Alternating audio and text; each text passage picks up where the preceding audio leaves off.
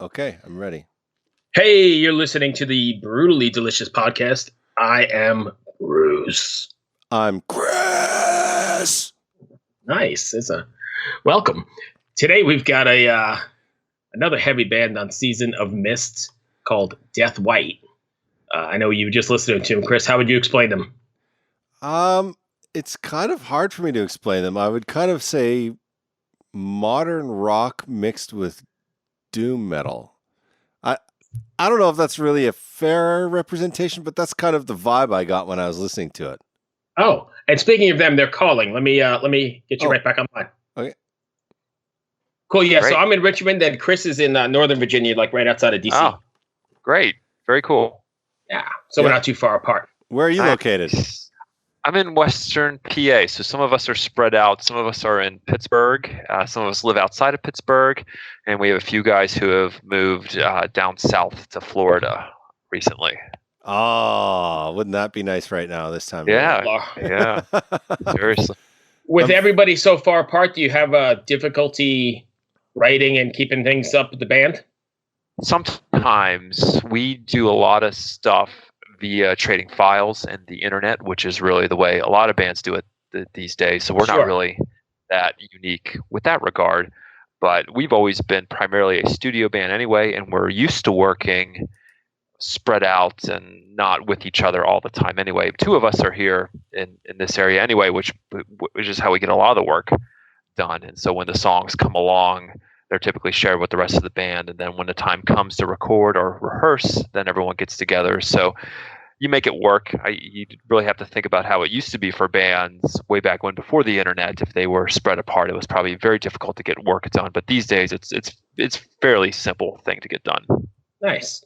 All right, so you guys are on the eve here pretty much of the release of Grave Image. Now that it's about to be released, how do you feel about it, and are you excited for the outcome? Yeah, it is exciting. Anytime you release an album, it's exciting. This is our second one with Season of Mist, who have treated us really well, and we're just very, I don't know how the best word to put it is. Yeah, we're definitely excited about it. We're very honored to be putting albums out. I mean, this band Deathwhite started as really just a very basic studio project in someone's house that was going to be nothing more than two guys recording with a drum program, and that was it basically. And now to come to this, to be on a great label like Season of Mist and have our music distributed all over the world is all we could ever ask for. And there was a lot of work that went into Grave Image. It probably took us a good 18 months to pull the whole thing together. And so to finally have it coming out next week is really great. So the whole ramp up to the whole thing, it's nice when you get feedback from people, especially those who have reviewed the album or those who have been kind enough, like you guys, to interview us. It's always great to get that feedback on your album, whether it's good or bad. It's always nice to hear it either way. And so the ramp up to the whole thing is very exciting, and it'll be nice to have it in the hands of those who are kind enough to listen to us. Do you find it unnerving a little bit as well, knowing that it's going to be out and the world is listening to it after it's been, your baby for 18 months? Somewhat, yeah, but that's the reason. If you don't want to be a musician on this level, if you want to put it that way, then don't. You can just not release it, right? So. Right. It's exciting, and it is unnerving too to some degree. But it's probably more exciting. It's nice to hear what people think, and it's nice to see how it's received. And it's always good, even when you do get some negative reviews or people don't react the way you want. It's always interesting to read as well. Everyone's deserving of their own opinion, and so Right. it's more excitement than anything else. And definitely not everybody gets it. I mean, not everybody that listens to our show realizes it's the best podcast on the air. Yeah, Yeah, exactly. Like, how could they not know this? Right, I mean, We're always so politically correct on this show. That's the thing that people love about us. Right. I was just listening to Plague of Virtue. So, to be honest, I've never heard of you guys before. So, Bruce sent me this track over, and I started listening to it, and he goes, "Well, how would you describe it?" And I was like, it kind of seems like doom metal, but it's not doom metal. It has this doomy feel to it, but you kind of go in your own direction with a similar feel. Was that an intended, like, well thought out, this is what we're going to do, or was it just kind of an organic thing that happened? Yeah, it's funny. It's funny you mentioned Doom because if you think about Doom, there are many, many variations of Doom, right? There is like Sabbath Doom and Saint Vitus Doom, and then you go all the way over to a band like Yob. That's their style of Doom. And then you have Pallbearer, who are Doom, and they're different than all those bands too. And then if you go across the pond, if you will, to the UK, you have Paradise Lost and My Dying Bride. They're doomy for sure. Yeah. And then the band were primarily influenced by Catatonia when they first started. They were very doom. That's one of my favorite bands.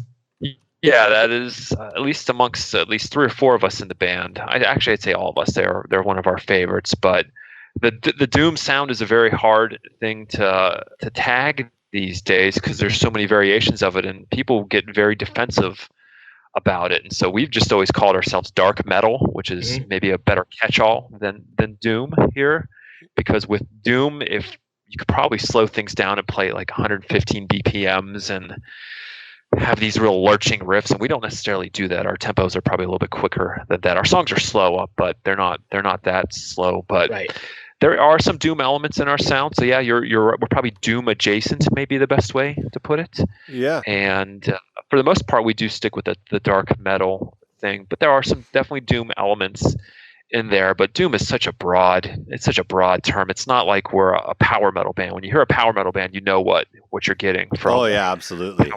But with doom in this modern age, because so many bands have done so many great things with the sound, it's very hard to describe. So you're definitely not at fault for saying it's doom, but not totally doom. Yeah, we definitely get that. Yeah, well, to be honest, I'm kind of a newish metalhead. So genres for me, like if somebody says black metal, I kind of get it, but I'm not that well versed in the genre. I just love metal, if that makes any sense. So that's if it only were that easy, right? Since metal's been around since 69 or 70, it has blossomed into this thing that now, I mean, all the genre tags have really come from journalists, not necessarily the bands. Bands will probably just tell you they want to be called metal and nothing else. Right. Whereas journalists, probably in their need to better describe things to their audience, have come up with all these terms, and it has really gotten out of control, for lack of a better term. Oh yeah, I don't know if you've ever seen the documentary, The History of Heavy Metal. Who did that? Yeah. Who did that again, Bruce? It was it Sam Dunn? Sam Dunn. The Dunn brothers, yeah. That film is really, that film and 70,000 Tons of Metal converted me into a metalhead. Oh, nice. And after watching that film, I was like, oh my God, that is amazing. I never looked at it like this before, And then I ended up going on 70,000 Tons of Metal, and it was just a life-changing event. Suddenly, that's all I listen to anymore. So looking at, listening to your stuff and then looking at your information online, you guys are sort of, and you called yourself a dark metal band. Is there a message or a takeaway you want your fans to walk away with after listening to a Deathwhite record? Oh, that's a good question. Yeah, I would say a lot of the subject matter we have is dark, but there's always some sort of silver lining within the music and lyrics, especially the lyrics. Especially on the newer album. The last album we did, For Black Tomorrow, which came out 2 years ago around this time, was probably a bit more woe is me, in quotation marks, whereas this one's a little bit more observational and external facing. And so, yeah, a lot of our subject matter probably is a little darker and more observant as to what's going on in the world right now. And you can't help but flip on the news and start scratching your head at what's happening, and you're filled with anger and you get depressed about it. And that's sort of what made up all the lyrics for the album. Just everything that's been happening the last 3 or 4 years has helped us, has inspired us to write an album like this. But through it all, there's always some sort of underlying message, positive message through it all. I mean, the will to endure and things like that. So it's not all doom and gloom. It might be the best way to put it. Or doom adjacent and gloom. There we go. Doom adjacent and gloom. Yes. Yeah. Sorry. Dark metal with a bright cloud with silver lining. There you go. So along those We same just created lines, a new metal genre. Yes, you created a new genre. Yes, good job. along those same lines, and then I'll let Chris take over for a minute. I don't want to hog the mic, but because the message is there, and like you said, it's in the front of everyone's minds. Do you receive any kind of messages, and how it has affected people or touched them, or they've connected to it, or anything like that?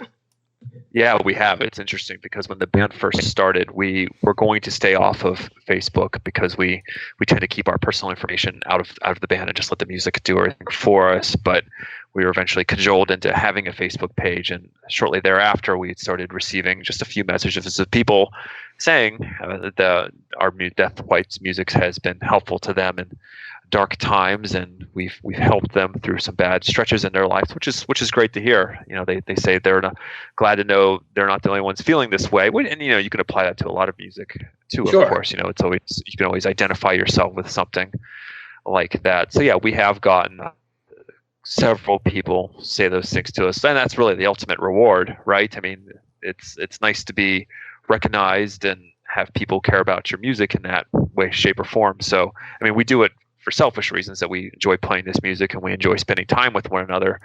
But the proverbial icing on the cake is when someone is into it and has affected them on such a level, you really can't ask for more than that.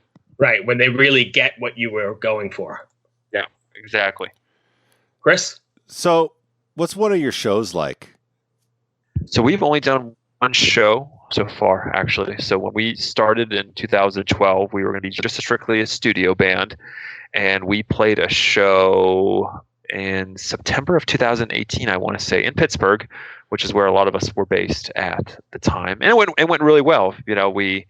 A lot of our stuff was written just for the studio in mind. So rehearsing it and getting a set together was actually very difficult to do, because when you write music just for the studio, you're not thinking about playing it live. Yeah. Of course, then when you flip it around, there are a lot of bands who write music with the live environment in mind, which makes it much easier to pull off. But we managed. It was good. We played with another Pittsburgh band, and they are a doom band too. They're called Argus, and they are great friends of ours. So it was a lot of fun to play with them. But yeah, it went really well. We had a good time doing it. We put a lot of work into it. So we did it sort of backwards, right? Because most bands start out playing shows and then they record. Well, we recorded first, then we played shows. Yeah. A show, rather. So we did it backwards. So we are now talking about doing more shows. We're very selective. We've been offered a lot of things, but it has to be worthwhile. And with everyone's geographic locale being taken into consideration, it has to be something that we can fit in logistically with what everyone has going on, and just needs to make sense. So we will definitely be pursuing more live shows once Grave Image comes out soon. Nice. Bruce? Yeah, so getting back to the writing process, I know you guys said you're emailing things back and forth, but damn, I just lost my train of thought. Stay with me one sec. I just totally lost. Chris, help me out here. Jump in. I don't even know where So you're you're going with this. asking about the writing process for Grave Image? Yeah. So I know what he's gonna ask, but I like making fun of him and making him uncomfortable because he Go ahead, because I just totally lost my train of thought. because he does it to me all the time. Whenever I screw up, he's like, yeah, and now he's like. Now like, listen. Oh no! So I just let him flail out there, just a little bit. We've been in this conversation for about 15 minutes now, and you know me a lot better than that. I would never do that to Chris. Oh yeah, right. I dare you to listen to our podcast and find out.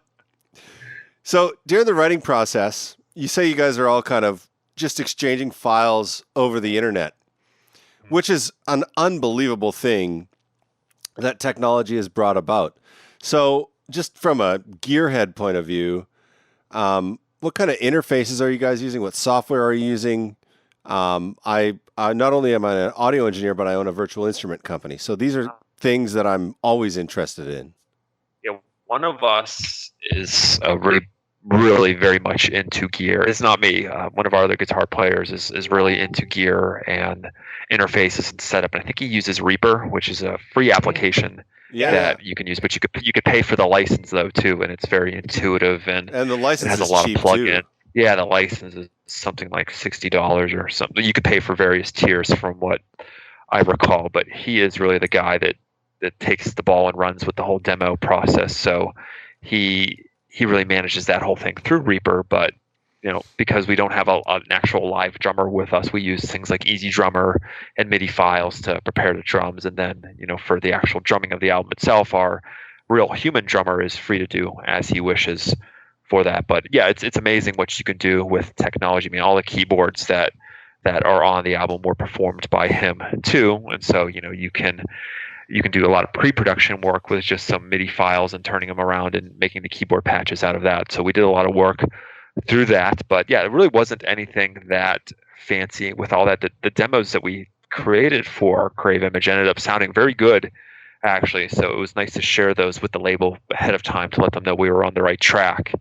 And if worse ever came to worse, we could probably do an album this way. It would not be the preferred route. We likely never would. But as you guys said, with the advances in technology, it's just amazing what you can do with these interfaces and a good computer program and someone who knows what they're doing. And thankfully, we have someone in Deathwhite who is very good at this. Yeah, it really does at this point in time take someone that knows what they're doing. But artificial intelligence is definitely coming to the production realm, I guess you could call it, or the recording realm. And it's coming pretty quickly. What's your thought about AI making recording easier for musicians just in general? AI will make it probably more intuitive, right? It will guide you down the right path, but at the same time, it may replace a lot of what musicians actually do.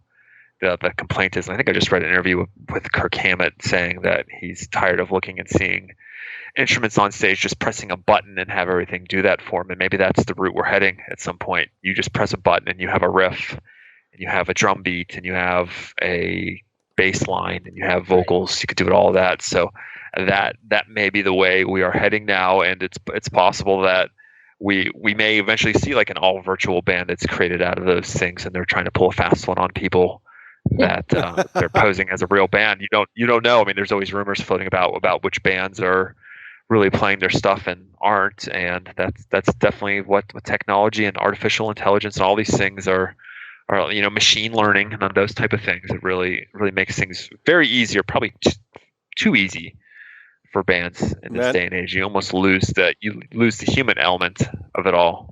I'm not sure that in the end is a good thing to lose all that, because I think you still need that organic connection. I mean, even if you're sending riffs back and forth and doing that sort of thing, I think live you still want to be able to see that connection and feel it, because it's a living, breathing thing at the end of the day, right?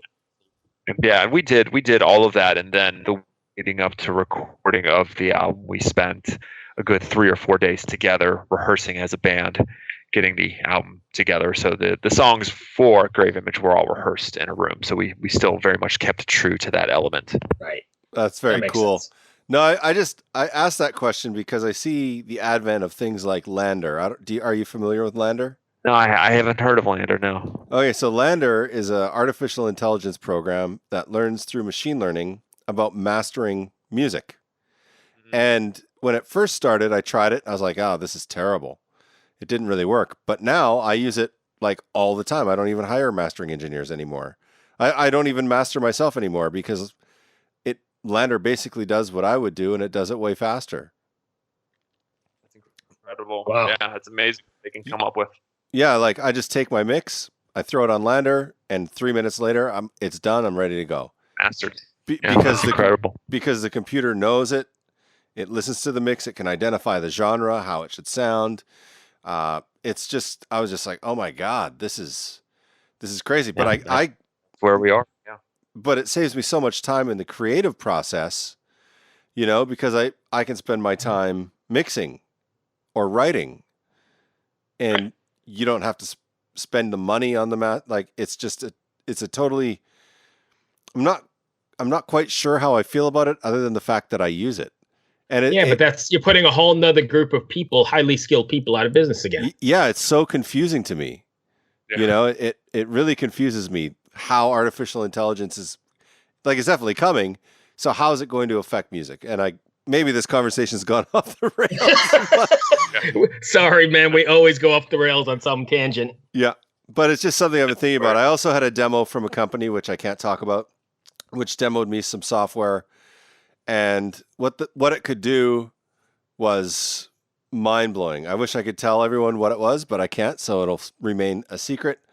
But DJs will be in heaven beyond belief when they get this artificial intelligence, on their computer. It's Right. I'm not a DJ at all, and I couldn't be brought to a DJ show unless it was Bruce's son doing it. So Right. other than that, yeah. Anyways, Bruce, go ahead. Yeah, let's try and bring this back to Deathwhite, because I think that's why we were here. I don't think we were just here to babble again. But so if fans want to get a hold of Deathwhite or they want to find you online, are you guys pretty active social media wise? We just have as discussed, we just have a Facebook page. Is really the only thing we do. We have an official website, but everything else we do not have, like a Twitter or Instagram or anything like that. So we could easily be found via Facebook, which is really which is probably as far as we will go on social media. Okay. And there they can find videos and that kind of stuff and tunes and what. Absolutely. Awesome. And maybe hopefully some announcements down the road that you're taking some of this on the road or onto some shows. Yeah, that should be on there. Absolutely. Cool. Chris, you got anything else? I don't, man. Thank you for putting up with us today. Yeah, no, my pleasure. Thank you for having me. I appreciate you taking time as well. Good luck with the release. And we'll catch you on the flip side, man. Be well. Sounds good. Take care. Thanks. Bye now. Bye. All right, what is up? It is Pathos back again with another pick of the day, right here on the Brutally Delicious podcast. What I bring you today hails from the cold, icy lands of Finland, and those dudes are tough up there, I will tell you that. Napalm Records' own Wolfheart, with their song Hail of Steel off their forthcoming album, Wolves of Karelia, out April 10th. If you're a history buff, you're gonna like this song. This track echoes the history of the Finnish War against the Soviet Union, when they were outnumbered and outgunned and they took them down. As Tuomas, their lead singer, really says, those Finns really saw steel and fire raining from the sky. And that's what this song embodies. Every Wolfheart song, if you know their discography, every song is an adventure. Every song is a story. You get lost in their melodies. The way that they write their songs is the perfect blend, in my opinion, of death metal, melodic death metal, black metal, extreme metal, anything, folk metal, anything you can think of. Throw it all together, and it's almost like the perfect blend that a lot of Finnish bands have found out how to do. Finland really anymore is kind of the epicenter and the new wave of up-and-coming bands, especially for us Americans that we may have not heard. We look to Finland and we see so many good things coming out of there. You're gonna want to look at the video for this song. There's fire, there's special effects. It is a very cool visual experience. It's on their Facebook page, it's on YouTube, so make sure you check that out. Also something very exciting, they have an Indiegogo campaign going on for a virtual concert on the 9th of April, 2020. You can purchase a ticket and you'll get the downloaded HD video and audio and all kinds of little extra perks. Like every other band in the music industry right now, everybody's been affected by this virus and the shutting down of basically the entire world. Please consider going and buying that ticket. I personally did. I'm at number 18 on the list, so that's pretty cool, and I look forward to it very much. Buy some merchandise, give them a like, give them a share, watch their videos, support Napalm Records, because them guys put out awesome stuff. I will tell you that right now. Everything is amazing. And until next time, this is Pathos with another pick of the day on the Brutally Delicious podcast.